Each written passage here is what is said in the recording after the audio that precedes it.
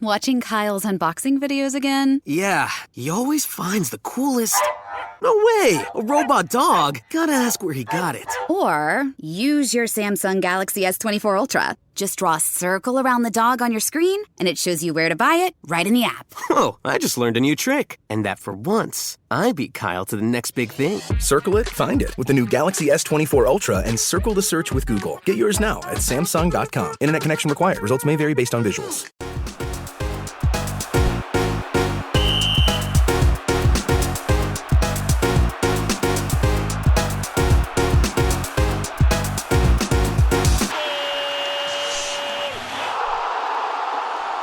I think it'd be quite intriguing to see there was talks of things like salary caps. It's quite intriguing to see if that would ever come in. I don't know whether it will, because that would start to even the playing field to a certain extent. You would see a drain of talent go out the Premier League, though. You see it with Super League in I agree. Rugby League, where the amount of players that leave Super League and go to the NRL because they can afford more money because the salary caps on Super League players is, This is what I mean. You'd have to have salary caps around, well, say around the world, around Europe, it definitely, and then obviously they'd all go to Saudi then. Well. We're back there. Well, that's the thing, isn't it? If you don't know, you'd have Saudi clubs playing in England, which would be quite hilarious. But it's something needs to happen with it. Because it's going to reach a boiling point where, God knows what, and you can see the murmuring starting to happen already, where it is getting a bit boring. I mean, at the title race of the season, Liverpool, 5 points clear. I think City got a game in hand, etc. And it might run close, but it's not amazing to watch. I'm not sat to, for example, the Premier League was on this weekend, obviously with the staggered winter break. I watched a bit of Sheffield United against West Ham, the last sort of 20 minutes, which was the best bit, to be fair. And that was it. I didn't want much else because there was no real games on that I was that interested in. Everton weren't playing for obvious reasons because we had played the week before. But it still didn't really strike me as like, oh god, there's just 4 games this weekend that I have to watch. But whatever it was, there was most of the games I was like, okay, well, that'll be Arsenal are going to beat Palace most likely, and they did quite comfortably.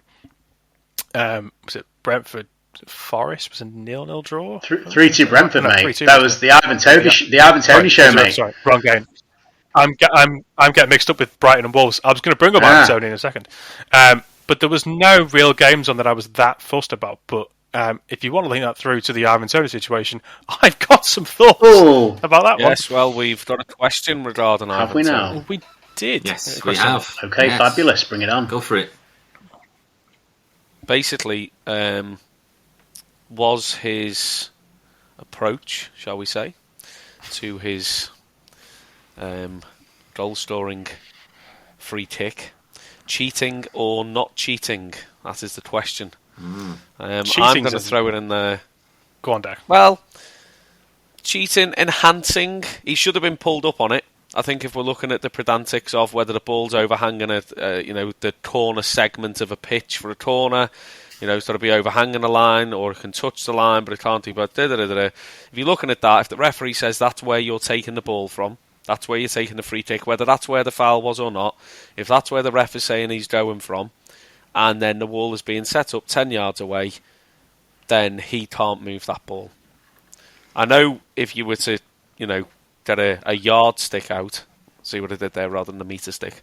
If you got a yardstick out and actually counted 10 yards from the ball to the wall, it probably wouldn't be, because the ref steps are questionable to say the least most of the time, nor do they walk in a straight line. Then by the time they've remembered to take the spray out a second time, they've only done 9 and a bit steps, blah blah blah blah. I know it's not perfect, but if they've marked that's where the ball's going from, there's a reason it's been marked, and there's a reason why the spray's been brought in. But there you go. That's my view. My argument towards it would be, how much did he move it? Half a foot? Foot, maybe? Did he really gain a massive amount of difference from where the ball was compared to where it ended up? I would also be more worried if I was a Forest fan about the wall that my club has created and the fact that I had to get it through the wall and past the keeper from what wasn't a particularly great goal-scoring opportunity for a free kick. Yeah. Cheating seems too harsh. bending the rules, you could argue, is the best way to put it. Exploiting the rules to a certain extent, or just, he's just had a go, he's just moved it, and he's got away with it. Again, it's more of an issue on the officials, which, Christ, don't get me started on the officials this year. We'd be here till Christmas. But ultimately... time for another roast, Matt. Absolutely. Oh, fucking hell, don't. But ultimately, the amount that he moved it, did he really gain a huge amount from it? Probably not. Yeah. It's just people looking at anything that's possible. At the end of the day, the biggest issue with him is not the fact that he moved the ball, it's the sheer hilarity of the way he was brought back into the fold after what he did. I've got more questions. I've been more worried about, but there we go. That's just me. Yeah, the whole Undertaker fucking odd. panto fucking was weird. Sky fully feeling into it, and it was like, you were aware he wasn't some sort of career-threatening injury that he's come back from. Yeah, David Brooks got, bless him, what was it, cancer or leukemia or something? I was just going to say, yeah. When he came back, it was like, all right, Dave. Christian Eriksen basically died on the pitch. But let's bring this lad back in. Christian Eriksen, that he died? Yeah. It was like, for fuck's sake, this is horrendous. Someone who's this guy put a few acres on. He's loaded as a hero. Back like a hero. Yeah. I'm glad that's not just me thinking that. I just find it bizarre. He's sponsored by Sky. That's it. It's the whole Sky bet thing. It's all cynical. Because they can't say, we shouldn't have been betting. Because they want you to bet on Sky. Sky bet is so lucrative as an arm of Sky. Mm-hmm. You literally go to any... Christ, who are Brentford sponsored by? Hollywood Bets. Hollywood Bets. Literally a fucking betting company sponsoring the club and the shirt. The players were banned for betting on games. I mean, we can't say much. But there you go. I mean, look, it's was he doing it? Piss take in charge. It's difficult. It's difficult because I don't want to come across holier than thou because I've never put a bet on in my life, so I can't be like to. Well, you took a gamble when you invited me to be on. Well. It wasn't a financial gamble. It was a moral and legal gamble, yes, but not a financial gamble. But we lost the bet and slip on that one. I sincerely hope that Ivan Toney has got and does get the help he needs regarding any gambling addiction he may have, and that goes for anyone in the situation, whether they're a player, whoever it may be. It's horrible. People have lost a lot of money on it. I'm not here to say if it was alcohol, if it was drugs, if it was anything. I hope they're getting the support they need. But do I think that we should be saying, he's so brilliant now, welcome back, he's so whatever, brave or whatever they've said, and make out he's some returning hero? No, there should be more done to raise awareness of the perils of betting, rather than just be responsible when you bet at the end of an advert. There just needs to be... We've lost Jimmy. Oh, hero, we've got him back. You see, that deserved a hero's return. Hiya. No, I'll reiterate my point then. Sorry, I don't know what's been caught and what's not. But, whoever, if you've got a gambling addiction, whatever, addictive traits, they need support. But a more awareness should have been raised by Sky as the pitfalls of betting. You shouldn't just have a gamble responsibly at the end of an advert. It needs to be far more done. If a guy's betting whilst playing a professional game against his own team, I believe at one point, I could be wrong on that one again. Somebody please correct me on that one. Oh yeah. I think you're right saying that. The hilarious bit of the whole situation is he's been bad-mouthed Brentford for the entire 8 months he's been banned for. And as well, is it just me, or is part of any of us six really, really cynical that they're bigging up Toney's return of Brentford and bigging up this amazing player because they want him to go to an Arsenal or a Chelsea, and they want him to go to one of these big six clubs, and it's the whole hierarchy that if they put him down, then he's not perceived in the eyes of the fans and the media as being much. If they glorify him, he is a wonderful centre forward, don't get me wrong, he's a great striker, great finisher, and they want to move him on to one of these bigger clubs to make him more marketable. So we're just going to gloss over the fact he's got a gambling problem, which is not the way to deal with it. It's just not the way to deal with it. I mean, I suppose, have we got history in football of doing that now? So again, this is weird references, but if I use Rio Ferdinand coming back after missing his drugs test, what was he banned for? 9 months?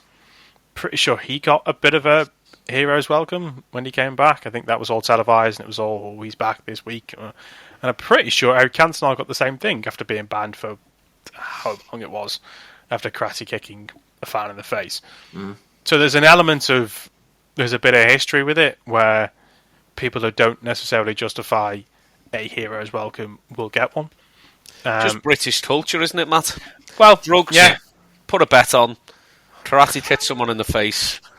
Bite someone. You're all heroes. Woo! I just want to point out, by the way, sorry to yeah. on your point there, though, Dak.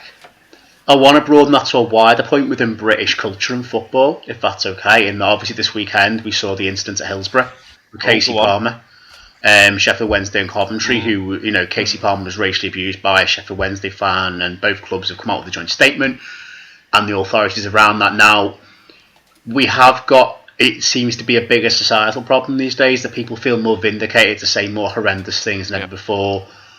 Wherever you believe that comes from is entirely your opinion, but there seems to be very much a football culture of, hey lads, let's get on the drink, let's get on the drugs, let's put an acca on and then do some completely, which again, if you want to do that's fine, if you're not harming anyone, I obviously wouldn't recommend it. The cocaine problem in football, and then the fact is, you might get gout, end up like that. But then the problem that's coming in society and in football, that you go to a lot of away ends, you're going to hear something unfortunately a bit wrong, not on the level necessarily of racist, but you're going to hear things that are offensive and awful. And what do you think can be done to curb that real quote unquote lads culture around? I mean, alcohol is a staple of any football match, it seems, and that's fine. You can go to the game, have a drink, and get a game, and have not. But when it comes to like the drugs, when it comes to this betting beyond your means, and when it comes to certainly any sort of racial, sexist abuse, anything like that, it's becoming more and more prevalent. We saw it in Italy as well the same night with Mike Maignan and Udine from Milan. What do you think needs to be done, and what can be done in that situation?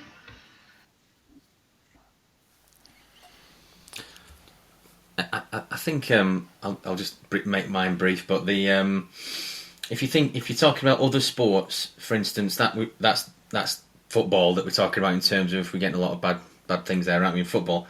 Sometimes I go to watch the ice hockey, so sometimes I go and watch Manchester Storm or Blackburn Hawks. You're allowed to take alcohol to your seat at the ice hockey, and one of my mates does it quite regularly. And he'll get like a picture of beer, and he'll just sit there with the ice hockey, no issues. And there's obviously different rules and regulations in ice hockey, and the fans is a bit more not respect, but there's other levels of when the game is in play, you can't move. You can't get up and go to the toilet. You have to wait until the puck is out of play, then you can go out and go to the toilet, so you're not blocking anyone's view and things like that. I think actually, I would say most of the time, I think it's down to the individual sometimes, because I know what you're saying, Jim, in terms of what can we do about it, but I think from the get-go, I think it is the individual sometimes, because you can go to other sports that are, and you can have a good time, and you can drink in your seat, and you can go with your mates. Like all of us four could go and watch Manchester Storm next week and sit with our beers and have a good time and go home. But Greg, I am busy. Yeah. I'm only joking. Yeah, no, you're right. But I think it is. I think it's the individual sometimes, Jim. Do you think that's the case? No. I think as well, Greg, that, and I think this has been brewing for quite a few years. And then I think on the back end of COVID, where people have just kind of, I mean, we're kind of going off football a little bit here, but there's that kind of like anti-establishment, anti-authority, you can't tell me what to do, blah, blah, blah, blah. And I don't know why it's stuck more with football, but I think if we're totally honest, has it ever not been a part of football? I think it has. And I think it was maybe stamped out to an extent.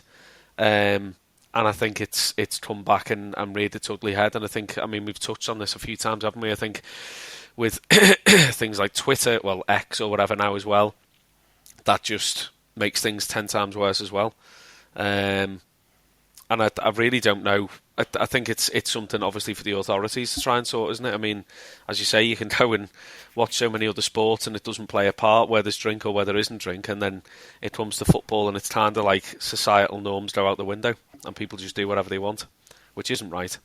I don't know how you'd even begin to start to tackle it, to be honest. Bar micing everybody up and sticking a camera on everyone. It's difficult because it's been going since the 70s and the 60s, hasn't it? In different, in a more, in a different form, you could say. Like I remember, like my dad used to go watch different clubs, obviously like Bury, Rochdale United, whoever, and people were getting their heads kicked in all the time. And some of the stories that he's told me about, and he's waiting at the bus stop, and there's like loads of like Burnley fans coming towards him because he's wearing red, and they think that he's a United fan, will kick his head in. I think it's always been with the, not always, but like I don't know if you would have heard about it in the 1930s as much, but definitely in the 60s and 70s there were a lot of hooliganism and different levels. It was in a different form, wasn't it? Now I don't know what it's become. Do you know? I think, to be honest, it's starting to go back to how it was, and that whole football fan culture and all the fashion side of it and all of that, and like you're saying, from like the 60s, 70s, 80s, all of that organised mobs and whatnot, and that has started, I think, to kind of come back through again. I mean, the MK Dons game there at Tranmere the weekend before last, there was blue murder after it. There's no rivalry with Dons, no idea there was a late goal, and I think there was a bit of it to do with their bench that's kind of started it, but then to go outside and kick 7 bells out of each other, really? Is that something that's needed? Ridiculous. I just find it more sad when you see these things happening. You just think, this is outside the ground. There's kids walking past. There'll be all sort of families who just want to afternoon out the football. And you got some bunch of dickheads who just think, you know what, yeah, well, this is how I want to enjoy it. Which is bound for a scrap or someone. It's like, what? Well, I don't understand what part of it. Like, I get involved in football, don't get me wrong. When I go to the game, I want to get animated, I want to get involved in it. At no point has my thought process ever been, damn, that team scored against us. Right, that guy's getting a good kick in the fucking chin. It's like, well, no, because if I met him in any other situation, why would I want to go and kick him in the head? It's bizarre. I've never got that culture behind it. I've never got that. No. Maybe I just don't care enough about it, but I can't. I'm too level-headed. But I've never got so angry at a game of football with either losing it or winning it, and the fact that someone else, purely because they support a team who's not mine, that I have to go and have a punch-up with them. It's bizarre. In my head, it's completely foreign. I don't get it. It's just daft. But unfortunately, it's something I don't think is ever going to go anywhere. I think it's the same with what happened with Casey Palmer as well. If you saw, if that Sheffield Wednesday fan saw Casey Palmer walking down the street, would he just shout racial abuse at him? Yeah, Most definitely not. Of course he wouldn't. You wouldn't want to mess with him as a professional athlete. Two reasons. He would. You've done it in front of a stadium full of to beat the crap at it. One, you've done it in front of a stadium full of people, which has got cameras. So you're going to get caught straight away. So why even do it to begin with? And also, now you've done it, that's going to be against your name. Well, that's a lifetime stadium ban. Because it'll be a criminal thing, I'm sure, that'll go against it. Real criminal. He loses his job, everything. Because of one moment where he's just lost his head over a game of second division football. It's pathetic. And stupid. Again, it's not. I can't sit there and say I'm holding it out. I've shouted in the UK. It's a problem pitch, in other places. Something to the ref, whatever else, but never gone that far. Fucking hell. No. No, it's poor. Bizarre. It's really poor. I don't know if you guys have ever been to, going slightly, same ballpark what we're talking about. Have you ever been in the stadium where you know it's going to kick off? I've been in situations where it's felt nasty. The one that springs to mind, Jimmy, probably agree with me on this one, was Rooney's return to Everton. Yeah, that's the exact one I had in mind. The cup game, where the 5th round, it wasn't enjoyable. Yeah. It wasn't. It was, sometimes you get. It was bizarre because you had that game in. I'm going to guess it was the January, February time. Then they played it again in April, and the April game felt totally different. Where it was a great night. They won 1-0. It was a brilliant evening because it never felt nasty. It felt competitive. It felt like a rivalry that was just a game that was just good to. The first game just felt nasty. It just felt. How to put it? It just. Yeah, it was horrible. It wasn't a nice place to be because clearly what happened off the pitch was getting to the players on the pitch. They lost 2-0. I think Ronaldo scored, and I forget who got the other one. But there was no backing of the team. Was Quentin Fortune, was it? But there was the fans weren't backing the team. The fans were just there to hurl abuse at Wayne Rooney, and it was like, well, that's the best way to get back at him is to go and win the game of football, surely, not just... I just remember Goodison Road being full of riot police on us leaving early, because it was just getting toxic. It was just felt before nasty. the game it was toxic, and after the game it was just horrendous. Mm-hmm. And that's the only time I think I've ever felt. Yeah, Saturday night, wasn't it? It was a hard BBC late kick-off. It was one of the few times I've genuinely felt quite unsafe in a game of football, even with a home game, when you're surrounded by your own supporters. We've both been to Merseyside derbies and never felt that bad. Merseyside derbies never felt the same way at all. It was clear there was a rivalry, but it never felt dangerous. What's that? Sorry, I keep cutting out. Sorry, what's that? I mean, I've been at a few as well. Obviously, at a lower level. So conference, Wrexham, Manchester, both of those away, both bubble matches. That's obviously a long lasting rivalry. I think, to be fair, out of the two of them, Chester was actually more intimidating. Is not the right word, but because the ground is so much smaller, if that makes sense, it's kind of that thought of, if something goes wrong here, there's not really a plan B to get out. Do you know what I mean? Because it's such a small environment. So they weren't particularly pleasurable, and both of those were kind of bubble matches. You got off the coach, handed your ticket, and you were straight in the turnstile. I remember a few interesting games against Notts County as well, kind of around, say, the 2010-ish season, and I think there were a few kind of like contentious results, like last-minute winners away and so on, that kind of built a bit of an issue with them over the years, but generally fine. But the one that comes to mind, it was under Mickey Adams' reign, and we played Mansfield away, and there was basically an altercation between a fan and a steward, who to this day, from what I saw, I would say that the fan was probably right, and the police then came in numbers, obviously thinking that there was more of an issue than there was. That then sparked, and I don't think that they'd done anything wrong, they just responded as they would, and then that then sparked a reaction in the away end, and it turned into 250 fans rioting against the police, and the away end there is kind of like sunk down, if that makes sense. So it's kind of like you're probably 2 or 3 foot below pitch level, and quite an open space in front of that, like front row of seats, and it was just a sea of carnage, and that then spilt out to outside the ground.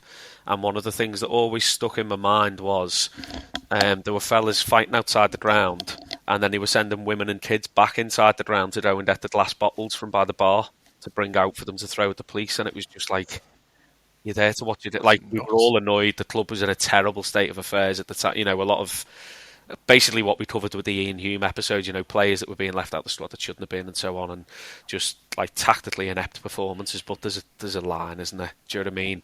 Like, stewards and police, they've got families to go home to, and as of players, and there's a competitive edge in us backing your team, and we've all been there. And as you say before, Matt, you get involved a little bit, and you might shout, you fat so and so, or you this, that, and the other. But there's nothing meant. It's just.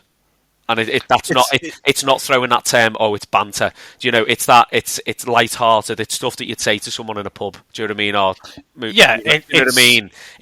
You're not trying to hide behind the wall of fans, is what I'm saying. Exactly. It's nothing you wouldn't. You might get annoyed at someone. It's someone's reaction on the pitch. If it's the refs made a bad decision, or it's a player that has. Annoyingly, it's because they play particularly well against you, for example. Usually. You might have a go. Yeah, exactly. But you'd never make it personal to the point where it's about their, the colour of their skin. That's just insane. And unfortunately, it's crept back into football a lot more in recent years. And I don't know what you do about it. I mean, the only thing I would say is, if you see it, call it out. It's a tough one to do, and that applies to many different things. It applies to misogyny. It applies to all different things you might hear in a game of football that are not supposed to be there. If you hear it, if you see it, call it out and be that bigger person. It's not a nice conversation to have for people at times, but if the conversation is there to be had, have it. Absolutely. Just going back to what you're on about in terms of being in those stadiums and atmospheres where you think, is it going to kick off or is it not? And it's these, obviously, it's I think the only the one that sticks out for me with Rochdale is we played Hull City away, and this is one of the reasons why I don't like here Hull City. I think it was Boothbury Park, the old stadium. It's absolute awful stadium. But I think it was definitely that game. But anyway, I think we must have scored early on, and like the Hull City fans were just in an absolute uproar. And they were like a very thin fence dividing the away fans to the home fans. I thought they can get through that. But anyway, I think they battered us at the end of it, the score, and then leaving the stadium, it was just awful. I remember my uncle like legging it to the car. My uncle was with us, like me and my dad were just like, shit, this is gonna get a bit. And I was only a kid. I was about 16 or something like that, 15. Just thinking it was a bit very ropey. But yeah, it's not nice, is it? Sometimes you just want to go to a game, regardless of the result, and then come home, don't you? Really, but it's creeping back in, all of that kind of stuff. Like we mentioned, different problems. Unfortunately, it definitely is. Okay, folks. So we've got an wrap up soon. We've got an hour and a half. Yeah, no problem. I've just got a few quiz questions, and we can finish if you want. Sure. We can. I'll say this, but also I appreciate it's 20:09, but my dinner is ready, so I want to try and make a move as soon as possible. No problem. The things that get in the way of this podcast: last dinner, Dak's dinner. Let's go. Will it have my seal of approval, Matt? Talk me through it whilst Greg prepares the quiz. I don't know what it is. So in other words, yes. Mystery dinner. I think it's something to do with pulled pork. Whoa, hey up. Yeah, probably.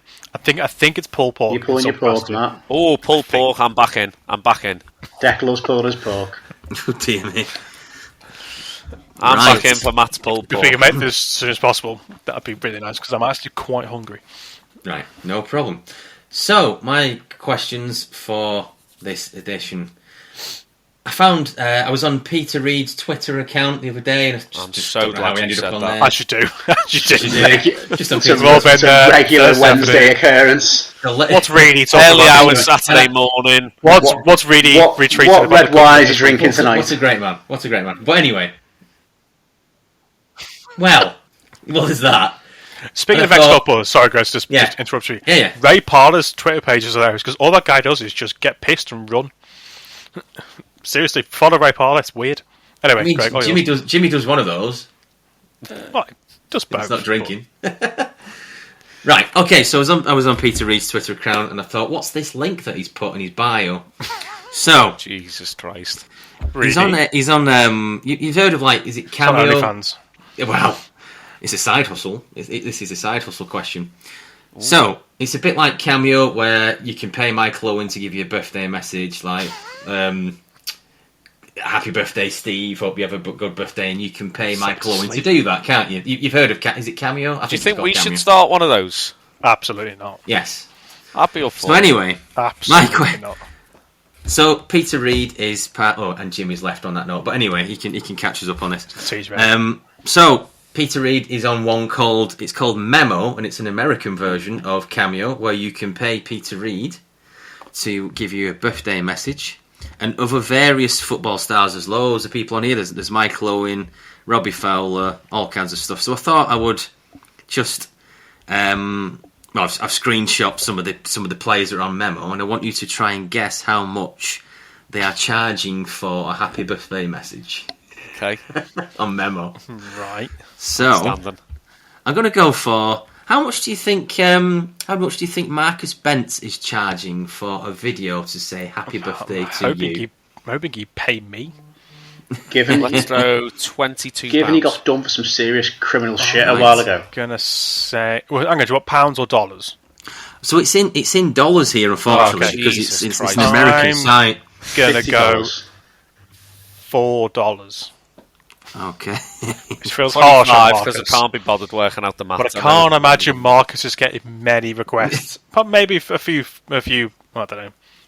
I think Jimmy's back. I'll repeat the question shortly, but we'll go. What do you think, Dek? Are you going higher or lower than Matt's number there? I'll go higher. Okie dokie. And what do you reckon that is in terms of? 20 quid. 20 quid. I know I've changed that 3 times. 20 quid. I saw something great on dollars, but we'll do the exchange rate when you get to it as well. I can hear you. My connection keeps dropping out. So something about Cameo, Peter Reid, and Marcus Bent. No. But carry on with that. Anyway, it's better. So I'd say I can't hear him for some reason. Is he sent someone a WhatsApp? Let's have a look. No, my connection is fully gone here. It's fully. Anyway, if you can, we'll try and get to Jimmy at some point. Eventually, at some point with one of the next questions. Okay, so Darren Bent, how much is he charging? I got Darren Bent or Marcus Bent. Sorry, Marcus Bent. Marcus Bent. What? If it's Darren Bent? Well, hang on a minute. I'll change my answer. Definitely Marcus Bent. Marcus Bent. $4. Yeah. $4. Right. Okay, Matt's gone for $4. Deck, you said $20, haven't you there? Yeah. $20 for a happy birthday message from Marcus Bent. Deck is the closest. It's $19. Oh, what? Who the fuck's paying that? Not me. Yes. I mean, I've got Jimmy's birthday present sorted for this year. That's not the point. That's Marcus Bent. Between that and Nigel Farage. Right, we'll go to the next one. If you start talking, if you can hear us, Jimmy. I'm not too sure if you're still there or not. I am still here. No, yeah, we can't hear you. Sorry. Out, as I told you. Right, so we'll go to the next one. Frank Sinclair. How much do you think Frank Sinclair is charging for a happy birthday message? 30 quid from the big man himself. Right, seeing as I got in dollars. If Bent's charging $19, I'm going to say 30 quid. See, Frank Sinclair's got a bit of a cult hero, so I'm going to say $24. Oof, right, 32. Let's put yours in there.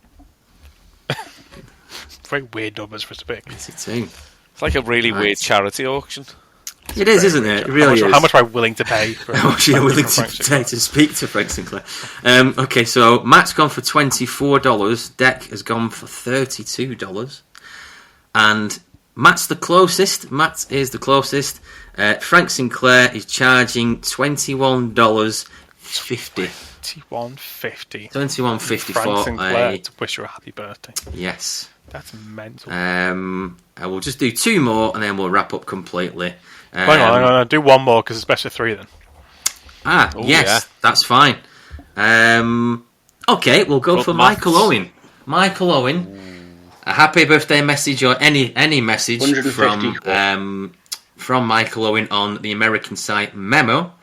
How much is Michael Owen charging in dollars to say happy birthday? Right, Deck. So, Deck, we've got to think about this. Because Michael Owen's got a pretty fucking big ego. And forehead. We can both agree on that one. And a big forehead as well. Yeah.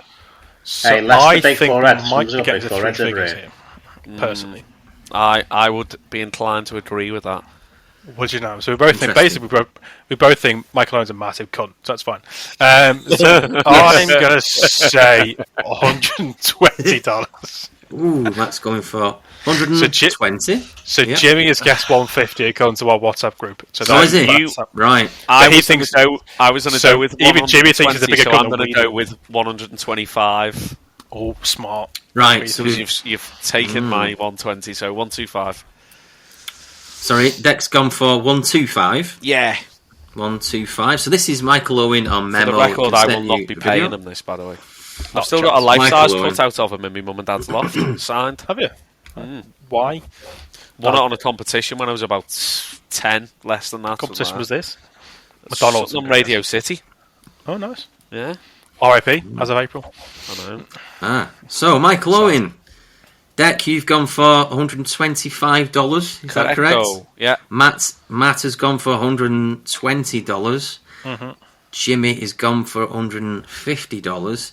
Jimmy's the closest, and he's charging $166. Fuck off! Honestly, I'm not joking. We're in the wrong business, boys. We are in the wrong business? Jesus Christ. There you go, there's the screenshot. To quote Jimmy from the WhatsApp group, and for the audio listeners, Greg's just shown us a screenshot of Michael Owen's OnlyFans page, which has all to do with toes. And was that Paul Stoles that was on his like list? Certainly. Well, this is it.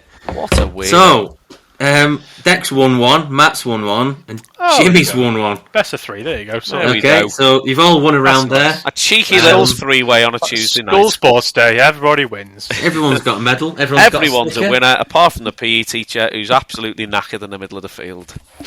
Yes. And you would know.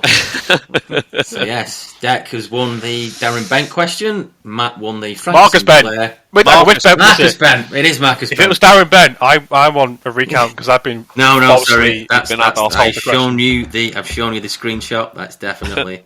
Jimmy's Marcus. just commented Owenly fans. I had only fans. Oh dear me. I'm not reading out what he's just put next. No, we don't want to do that. I might if you want me to. No, we can't do that. No. Sure. Watershed. So you've all won a round. So I'll, seeing as Jimmy's not here, I'll do the customary farewell. I don't know what happened to Jimmy's internet, but he's communicating through the medium of WhatsApp. He's been cut off. He's been cut off. Not been paying the bills. We've warned him about this. He's moving out soon, isn't he? That's the whole point. So we'd like everybody. Well, I'd like to thank the lads for joining us once again. Matt, Deck, and Jimmy for joining us for another episode of It's Only a Game. It's only a game. It's only a game. Hey, that's the episode. It's only a game. Sorted. There you go. We'd like to thank the listeners for listening to some of these episodes as well. Thank you very much for downloading. All 30 of them. All 30 Happy 30th. 30 and a half, sorry. Do apologise. And I'm also at the end of this episode, I'm going to bolt on some voice notes. Voicemails. They've had from various other podcasts. We've had the What a Ball Lake lads have been in touch on the voice notes with their favourite January transfer signings. So we're going to bolt a few of those on the end of the podcast. Excelente. So there we go. Thank you all for listening, and thank you very much, lads. Cheers, everyone. Yeah, take it easy. Matt, enjoy your pulled pork. I cannot wait. I look forward to the review. Bye, everyone. Bye for now. Yes, everyone. Bye. Hello there, the name's Chris Hardy. I'm a Burnley fan since I was 10, and I'm now 43. It's been a bit of a tough one to think about all these January transfer windows that we've done. So I've had a look back, and I always thought Ian Wright was a January transfer window, but he wasn't. It was February, so I couldn't really choose him, which I would have chosen him first because it was unreal to watch Ian Wright play for us. Same with Gaza. He was another one that was March, I think. So I've chosen two players. My first one is Stephen Caldwell. He came in January and he became captain of the football team, and he led us to victory to finally get us up to the Premier League in 2009-2010. And to this day, bar my daughter being born, it was quite possibly the best day of my life at Wembley when we went up. And to watch Stephen Caldwell, the way he played, he was captain fantastic. I don't think I've seen a better captain at Burnley. And just to watch him lift that trophy on the day at Wembley, I'm man enough to admit it. I cried my eyes out. So he's definitely 100% my best signing as a January signing I've seen in my 34 years of watching Burnley. Secondly, I'd probably say Michael Keane. We got him on loan from Man United originally, and then he signed in January for an undisclosed fee, like they always say. And he was pivotal to us staying up in the Premier League, to getting up back to the Premier League when we went down. He scored a really important goal at Brighton because a really bad decision went against us, and I was at that game, Brighton away. And we scored in literally near the last minute, and it was Michael Keane that did it, and the whole place just went mental. And he was a really good defender. He's struggling a bit at Everton now, but for Burnley he didn't put a foot wrong, and he also won me a lot of money on some bets because he scored some first goals for me as well. As you can tell, I do like defenders. I also like strikers, but Burnley's never really signed a decent striker that I can remember in my lifetime that's gone on to do well. I hope that makes sense. And so there's my two players that I can remember that have always stuck out for me as January transfer signings for us. Hi guys, hope you're all well. This is Adam. I'm a Manchester United fan. My two favourite January transfer signings are number one, Bruno Fernandes, who joined us from Sporting Lisbon in 2020, and he had a very good record there, and we didn't think he'd be able to replicate that in England, and he absolutely smashed it in his first season. And since then he's scored some amazing goals, provided some really wonderful moments for us, and he's got one trophy in the bag. Hopefully he'll get a few more. And my second favourite January transfer signing was Henrik Larsson, who only played for Manchester United for about 2 or 3 months. That was in 2007. And I remember at the time, because I used to watch him a little bit when he played for Celtic, and I saw little bits of him when he was on highlights at Barcelona. So that when we did sign him, it was just like a bit of a novelty. We knew he wasn't going to be there for long, but it was just really enjoyable seeing him play. And I did get to see him live, which was pretty amazing for me. So yeah, they're my two favourites. Cheers, have a good one. Hello fellas, it's Gary from What a Ball 8 podcast, and as you know, I am a Sunderland fan. Thanks for asking us to take part with this January transfer window signing recording. So first and foremost, start with number 2 and then work up to number 1. So number 2 for me has to be a very creative midfielder, one of the most creative midfielders I think I've ever seen play for Sunderland in my time, and that is Stefan Sessegnon, who we signed from PSG for 6 million. What he brought to the team was just, he was very tricky, very creative, and we really lacked that for a long time in our team. And going forward, just such a creative entity. He got a couple of goals as well. I think in his first season signing from January, he got about 3 goals, and then I think about 7 or 8 for the next couple of seasons. Just sad that we kind of lost him for little to no fee to West Brom. I think he had a bit more ability than that, but it is what it is, really. But he was a brilliant signing. But for me, number 1, it has to be Jermaine Defoe. He was just a brilliant player all throughout his career, let's be honest. But the move and the deal that got done for it, swapping Josie Altidore, who was, let's be honest, crap, for Jermaine Defoe was just a brilliant move on all parties concerned, to be honest. And he contributed some really good goals, and just he was really brilliant for us, to be honest. And sorry Jimmy, but he scored his 4th goal of the season in a 2-1 win against Everton, which saw you lose your first home game of 2015 and also moved us out of the relegation zone, so played a massive part in keeping us up that season. The following season scored 15 goals, including a 22-yard volley against Newcastle, famous for Tim Krul going down the touchline at half time and pretty much congratulating him with that goal as well. Unfortunately got relegated that season though, and he had to move on. He moved on to Bournemouth. But for me, as far as a January transfer goes, Jermaine Defoe it is for me. Thanks for having us on, fellas. Cheers. Hello, it's Only a Game podcast. It's Joe from the Albion Obsessed podcast, here to give you my 2 favourite January signings for the Albion. It was very difficult to narrow it down to 2, so thanks for that. So my 2 favourite would be, first of all, an Argentine who goes by the name of Leonardo Ulloa, came into the club. We released Glenn Murray. Obviously he went to Crystal Palace infamously, and we didn't really have an out-and-out goal scorer until he came to the club, and then he bagged goals for us for a good season and a half, and then moved on for what was at the time a club record fee for £8 million to Leicester, but he gave us some fantastic memories, notably the last-minute equaliser, winner at Forest, to get us into the playoffs. And the second one, I think a lot of Brighton fans would say this, but it would be Anthony Knockaert. He came in halfway through the 15-16 season, and the boy just lit it up. You knew from the moment he started to play for us that we had a really special player on our hands, and we almost got promoted at the end of that season, and he would have been an integral part of that, but then he went on to be the integral part of getting us promoted in the season after. He had a lot of things go on in his personal life that season, and it made it very special for us to achieve that alongside him. And then he went on to be a club legend, and I think he will go down as one of the best players I've ever seen play for Brighton Hove Albion Football Club. So yeah, for me it would be Leonardo Ulloa and Anthony Knockaert. So yeah, thanks for having me on, guys. Hope to speak to you all soon, and have a good one. Cheers.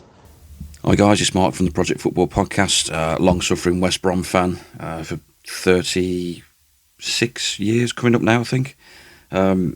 Transfer windows, well, we've had Jeremy Peace for a chairman for a number of years prior to our current debacle of an ownership. So we've not really spent massively compared to other teams. But I think the one transfer window that stands out is probably the January one in 04-05, when we picked up Kevin Campbell from Everton and Kieran Richardson from Man United on loan. Campbell, like the elder statesman, he's got that experienced head. Would have been there, done that with the likes of Forest. I think he had a spell in Turkey as well, possibly, and obviously with Everton as well, and Arsenal. He's been around a bit, knows a few of the dark arts, maybe, I suppose, and sort of maybe wasting time if you're 1-0 up. Kieran Richardson come through the ranks at Man United, so we had him for the rest of the season. Both played a very pivotal part in our survival, the Great Escape season as it was, although it didn't really matter the following year because we went down, but that's another story. Campbell, he formed a decent partnership, I think, with Jeff Horsfield, and I remember, I think Campbell scored at home against Everton, so sorry Jimmy, but I remember as well him and Horsfield against Charlton away, and I think we won 4-1. Rob Earnshaw got a hat-trick, and they were just two battering rams against the Charlton centre-halves, and then when Ernie came on, scored a hat-trick, thank you very much. Kieran Richardson scored on the final day of the season.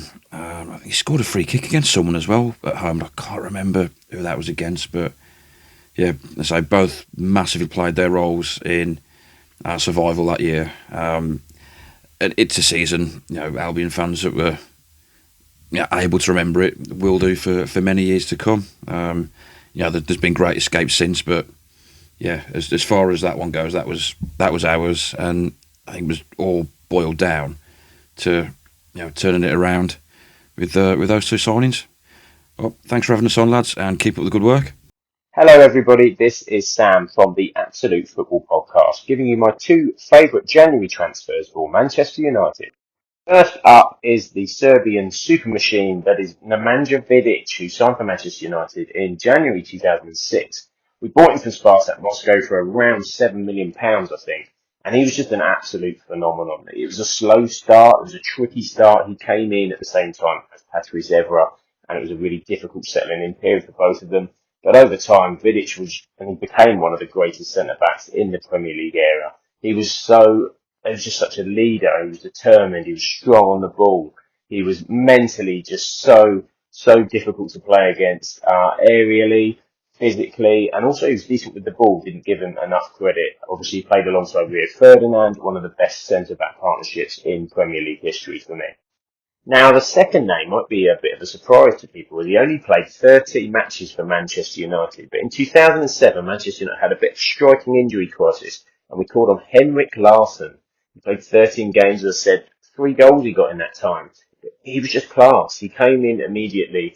The fans took to him. He scored his debut against Aston Villa in the FA Cup. And you could just see what a top-level player he was, coming over to sort of help us, even for that 3 months. I absolutely loved it when we had Henrik Larsson. Obviously had a massive career with Celtic and Barcelona, of course, internationally for Sweden.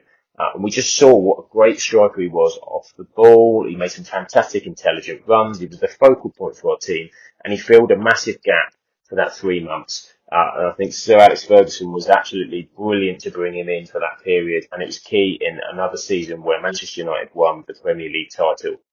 And Larsson was absolutely key, because at that time I think we were missing Louis Saha. Alan Smith had been injured for a long period, Ole Gunnar Solskjaer as well, and we'd lost Ruud van Nistelrooy the previous summer to Real Madrid. So Larsson coming in was absolutely massive for those key points, and pushed us forward also in the FA Cup and UEFA Champions League as well. So those are my favourite two. I'm sure there's plenty of others in January. But thanks for that, guys, and have a great podcast. Hi everyone, Stig Strand here again, Rochdale FC supporter. I've got two particularly fond memories of loan players and signings in and around the January transfer windows for our club. I think both, interestingly, came from Stockport County, the sworn enemies. But Adam Lafondra always stuck out for me. I think it was during the 2007 January transfer window, where he actually scored twice on his debut, in which at the time, was a very impressive 5-0 defeat of MK Dons, and I suppose the start of the Keith Hill era, really, of no fear football. But Adam was a really, really talented young striker, really small and difficult to play against, and prolific really at lower league level. But I think moving on from Rochdale, where I think he signed for Rotherham, is where he had an average of 1 goal every 2 games. I think for us he was averaging around about sort of 1 goal every 3 games. But he was some player. He was a complete finisher in the box, fox in the box, as they say, and was sorely missed as well when we had to sell him due to a tax bill, I believe. The second one also that really stood out for me, who went on to actually play for England and score on his England debut, is Ricky Lambert. From memory, I think that was around 2005. He was still relatively young, but not as young as Adam. I think he was 23, and he was signed for an undisclosed fee just after January, and went on to become a striker. Remember when he joined his debut away at Macclesfield Town, I thought to myself, geez, he's a big lad. But he trimmed down, really excessively, and went on to be a leading goal scorer for us, featured in all 46 games in that season, scored about 22 goals as well. And he was deadly around the areas outside the box, really. He was a free kick specialist. I think, whenever we used to get a free kick and Lambert would step up to take them, no matter whether it was 25, 34 yards away, etc., it was like having a penalty at the time. He really did perfect that art, and I think he did weigh in with a lot of free kicks that season. And he was fantastic on dead ball scenarios, and it was great to see him sort of ensure that he made his way to the Premier at some point, where his career had its pinnacle, I think, when he was playing for Southampton, and then obviously had his dream move to Liverpool. I think that was a team that he supported as a kid as well, and then scoring on his England debut. Yeah, so those two stand out for me. 2 players, both from Stockport, sadly, but you take what you can get nowadays. And gosh, I'd love to have an Adam Lafondra and a Ricky Lambert back at Rochdale again. That would be amazing. But I think those days have gone.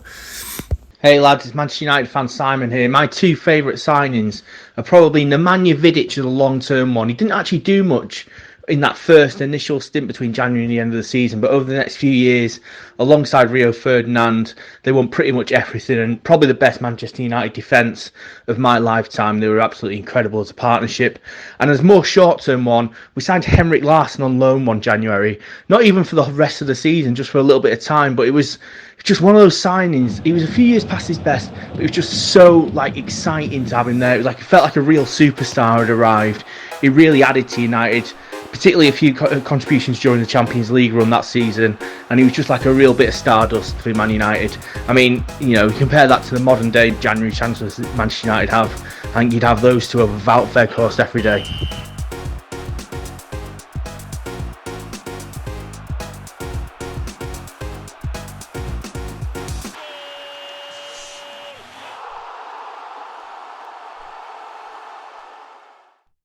Sports Social Podcast Network.